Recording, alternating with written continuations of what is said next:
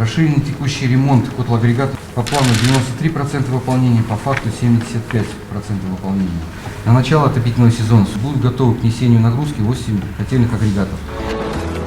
Сегодня руководство АО «ЦАЭК» гарантировало, что подготовка к отопительному сезону будет завершена своевременно и что сам отопительный сезон пройдет в штатном режиме.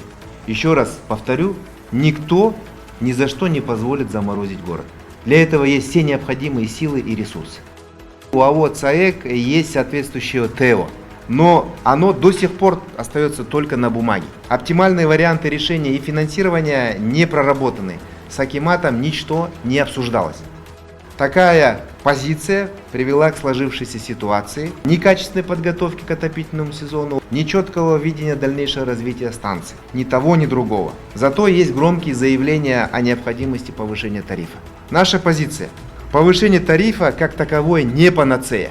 Проблема комплексная. Теплоснабжение, я уже повторяю третий раз, это сложный, многоуровневый, многозависимый процесс. И если упустить из виду какое-то одно звено, это может сказаться на надежности работы всей системы теплоснабжения.